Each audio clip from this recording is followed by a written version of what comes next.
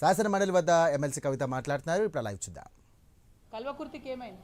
ఇవాళ మొత్తం full water వస్తూ ఉన్నాయా? కల్వకుర్తిలో 2 మోటార్లు రిపేర్ ఉంటే ఇంతవరకు ఎందుకు రేవంత్ రెడ్డి గారు ఒక్క అడుగు ముందుకేసి ₹1 దానికి ఇవ్వలేదు? బీమా హాఫ్ కెపాసిటీకి ఇలా సప్లై చేస్తూ ఉంటే ఎందుకోసం ముఖ్యమంత్రి గారు దాని మీద మాట్లాడతలేరు? నెట్టెంపాడు మేము డైరెక్ట్గా రిజర్వాయర్లు అన్నీ చూసి వచ్చినాం. 4 TMC రిజర్వాయర్ అన్న కాడ 2 TMC కూడా నీళ్లు లేవు. ఎందుకు దాని మీద ముఖ్యమంత్రి గారు మాట్లాడతలేరు? నిజంగా మీకు చిత్తశుద్ధి ఉంటే మీరు నిన్న ఏదైతే కేసీఆర్ గారిని క్రిటిసైజ్ చేసినరో, జూరాల నుండి సోర్స్ మార్చి శ్రీశైలం పెట్టిందని చెప్పిరో, మీరు కొడంగల్ నారాయణపేట్ మక్తల్ లిఫ్ట్ ఇరిగేషన్కి మళ్ళీ మీరెందుకు జూరాల సోర్స్ పెట్టడం లేదు? మీరెందుకు లక్ష్మీదేవిపల్లి రిజర్వాయర్ కట్టడం లేదు? మీరెందుకు భీమా నుండి సోర్స్ పెడుతున్నారు? అక్కడ నీళ్లు లేవు.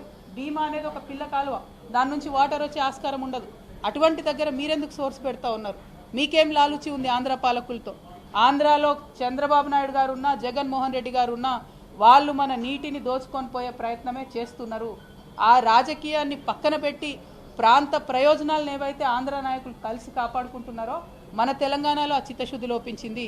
ఇవాళ మేడిగడ్డను 2 ఏళ్ళు ఎండబెట్టిన తర్వాత రేవంత్ రెడ్డి గారికి జ్ఞానోదయమై ఇప్పుడు టెండర్లు పిలిచి ఇప్పుడు బాగు చేస్తున్నారు. లక్షల ఎకరాలు 2 ఏళ్లలో ఎండబెట్టిరు మీరు. ఆ రైతన్నల కడుపు కోత మీకు కొట్టకుండా పోదు. అదేవిధంగా కృష్ణాలో కూడా 2 సంవత్సరాల ప్రాజెక్టు గురించి మాట్లాడకుండా మాలాంటి వాళ్ళందరం పోయి అక్కడ చూసి వచ్చిన తర్వాత ఇప్పుడు పెద్ద ఎత్తున మాట్లాడుతూ క్రిటిసైజ్ చేస్తున్నారు. అది మీ యొక్క చిత్తశుద్ధి లేనితనాన్ని, పాలమూరు ప్రజల నుంచి పాలమూరు బిడ్డగా అని చెప్పుకుంటున్న మీ యొక్క వైఫల్యాన్ని మాత్రమే పదే పదే తెలంగాణ ప్రజల ముందు చూపిస్తూ ఉంది. నేను ఇవాళ డిమాండ్ చేసేది ఒకటే, ఏ ప్రాజెక్ట్ అయినా సరే రాజకీయాలకు అతీతంగా ముందుకెళ్ళాలి, ప్రజా ప్రయోజనాన్ని కాపాడాలి. అది కాపాడే విధంగా ముందుకు పోవాలి తప్ప ప్రతి ఒక్కదాన్ని రాజకీయంతో ముడిపెట్టి ప్రాజెక్టు నాపితే ఏదో ప్రతిపక్షాలని బదనాం చేయొచ్చు అనే ప్రయత్నం కరెక్ట్ కాదు. ఇప్పటికైనా పాలమూరు రంగారెడ్డి ఇంటేక్ సోర్స్ మార్చండి, మార్చినటువంటి దాంతో పనులు చేయండి. అయినా ఒక్క మాట నేను అడుగుతా ఉన్న తెలంగాణ ప్రజలు కూడా గట్టిగా ఆలోచన చేసుకోవాలి. ముఖ్యమంత్రి గారు ఒక మాట చెప్పారు, నిన్న పాలమూరు రంగారెడ్డి మీద మొత్తం NGT స్టే ఇచ్చిందని చెప్పారు. రాయలసీమ లిఫ్ట్ ఇరిగేషన్ మీద స్టే లేదా అండి? వాళ్ళు పనులు చేసుకోలేదా వాళ్ళ భూభాగంలో? పోతిరెడ్డిపాడు మీద స్టే లేకుండేనా? వాళ్ళు పనులు చేసుకోలేదా వాళ్ళ భూభాగంలో? మరి మీరు 2 సంవత్సరాల నుంచి 27,000 ల్యాండ్ అక్వైర్ అయి ఉంటే కూడా ఒక్క కాలువ కూడా ఎందుకు తవ్వలేదు? మీ డిప్యూటీ సీఎం గారి దగ్గర, ఫైనాన్స్ మినిస్టర్ గారి దగ్గర 12,000 ఫైళ్లు పెండింగ్ ఉన్నాయి. అందులో పాలమూరు రంగారెడ్డి ఇరిగేషన్కి సంబంధించిన ఫైళ్లు, GST యాడ్ అయిన ఫైళ్లు కూడా పెండింగ్ ఉన్నాయి. అందుకే ఒక్క కాంట్రాక్టర్ కూడా ఒక్క తట్టెడు మట్టి కూడా దవ్వుతలేడు. మీ వైఫల్యాలను కప్పిపుచ్చుకోవడానికి మీరు కేసీఆర్ గారును ప్రతిపక్షాలను తిడతామంటే ఇవాళ ఎడ్డి గుడ్డి తెలంగాణ కాదు, ప్రతి ఒక్కటి తెలిసిన తెలంగాణ. ప్రజలందరికీ వాస్తవాలు తెలుసు, తెలిసేటట్టుగా చెప్పడానికి తెలంగాణ జాగృతి బయలుదేరింది, జనం బాట పట్టింది. అందుకే ఇవాళ మీరందరూ కూడా అసెంబ్లీ పెట్టిరు. ఎవరి కోసం పెట్టింది అసెంబ్లీ? మీరు పెట్టి మీరు బీఆర్ఎస్ని తిట్టా, బీఆర్ఎస్ మిమ్మల్ని తిట్టా, ప్రజా సమస్యలు మాట్లాడకండి, అసెంబ్లీలో టైంపాస్ చేయండి, రీల్స్ చేసుకోండి, బయటికి వెళ్ళండి. ఇది కరెక్ట్ పద్ధతి కాదు. గౌరవ ముఖ్యమంత్రి గారు నేను మళ్ళీ రిక్వెస్ట్ చేస్తూ ఉన్నా, మీ మాట తీరు మార్చుకోండి. కరెక్ట్ మాట కాదు ఇది. తెలంగాణ పౌరుషాన్ని చూపించే మాట తీరు కాదు, ఇది అవమానకరమైనటువంటి మాట తీరు. దేశంలో ఉన్నటువంటి టెర్రరిస్టులతో మీరు మీ ప్రతిపక్ష నాయకుల్ని పోలుస్తూ ఉన్నారంటే మీరు చేసేది కూడా దేశద్రోహమే అన్న విషయాన్ని నేను ముఖ్యమంత్రి గారికి మరొకసారి తెలియజేస్తూ, మరి చైర్మన్ గారు నాకు ఏదైతే అవకాశం ఇస్తున్నారో 5వ తారీఖు నాడు దాన్ని సద్వినియోగం చేసుకొని నేను రాజీనామా చేయడానికి గల కారణాలను తెలంగాణ బిడ్డలందరికీ కూడా ఎక్స్ప్లెయిన్ చేస్తానని చెప్పి తెలియజేస్తూ సెలవు. జై తెలంగాణ.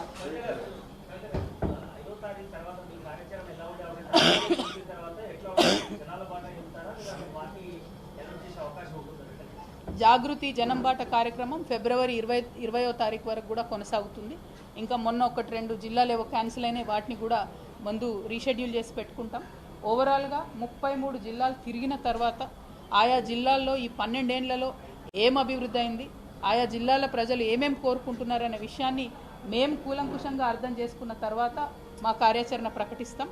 ఒక్క మాట మాత్రం మళ్ళీ చెప్తా ఉన్నాను, వచ్చే అసెంబ్లీ ఎన్నికలలో తెలంగాణ జాగృతి ఒక ప్రజాశక్తిగా ఉంటుంది, పోటీ చేస్తుంది. దానికి ఉండే సాంకేతికపరమైనటువంటి అంశాలు, టైం లైను, రకరకాల విషయాలన్నీ కూడా టైంని బట్టి అనౌన్స్ చేస్తాం. బట్ అల్టిమేట్ లక్ష్యం ఒకటే, తెలంగాణ ప్రజల గొంతుకై మాట్లాడేటటువంటి వాళ్ళు ఒకరు ఉండాలి. మేము సగం జిల్లాలు తిరిగినాం ఇప్పటికి తెలంగాణలో. ఎక్కడ సమస్య వచ్చినా మాట్లాడితే ఆ సమస్యలు తక్షణమే పరిష్కారం అవుతూ ఉన్నాయి. ఒకరెవరైనా అడిగేటోళ్ళు ఉంటేనే ముందడుగు పడుతుందనే విషయం సుస్పష్టంగా మాకు తెలుస్తూ ఉంది. కాబట్టి ఆ పాత్రను మేము పోషిస్తాం, బలంగా ప్రజల పక్షాన్ని నిలబడి మాట్లాడతాం, ప్రభుత్వాన్ని ప్రశ్నిస్తాం.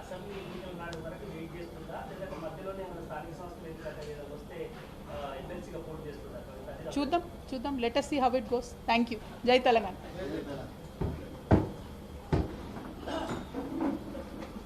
నేను రాజీనామా చేసి దాదాపుగా 4 నెలలు, రేపు 3వ తారీఖు అయితే 4 నెలలు అవుతుంది.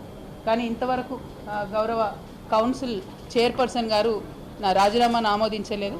అందుకనే ప్రత్యేకించి ఇవాళ వారిని వచ్చి కలిసి మరి నా రాజీనామాను ఆమోదించే ముందు నాకు ఒక్కసారి కౌన్సిల్లో మాట్లాడే అవకాశం ఇవ్వాలని చెప్పి వారిని రిక్వెస్ట్ చేయడం జరిగింది. మరి మోస్ట్ ప్రాబబ్లీ 5వ తారీఖు అవకాశం ఇస్తామని చెప్పి వారు చెప్పడం జరిగింది. వారు 5వ తారీఖు ఇచ్చే అవకాశాన్ని సద్వినియోగం చేసుకొని మరి నా రాజీనామాకు కారణాలు ఏంటో కూడా సవివరంగా వివరించి on the floor of the house నేను మళ్ళొకసారి నా రాజీనామాను యాక్సెప్ట్ చేయమని అడగబోతా ఉన్నాను. సో ఈ విషయాన్ని తెలంగాణ ప్రజలందరికీ తెలియజేస్తూ ఉన్నాను. పార్లమెంటరీ ప్రాక్టీసెస్ కానీ మనము ఫాలో అవ్వాల్సినటువంటి ప్రొసీజర్స్ కానీ కరెక్ట్గా ఫాలో అయితే బాగుంటుంది. అందుకనే ఆ రోజు అవకాశం తీసుకొని మాట్లాడి నా రాజీనామా కారణాలు కూడా వివరిస్తానని ఈ సందర్భంగా మీ అందరికీ తెలియజేస్తూ ఉన్నాను. ఎట్ ద సేమ్ టైం నిన్న ఈరోజు రాష్ట్రంలో జరుగుతున్నటువంటి రాజకీయాలన్నింటినీ కూడా, పరిణామాలన్నింటినీ కూడా మనం చూస్తూ ఉన్నాం. మరి ప్రత్యేకించి ఈ మధ్యనే నేను పాలమూరు జిల్లాకు కూడా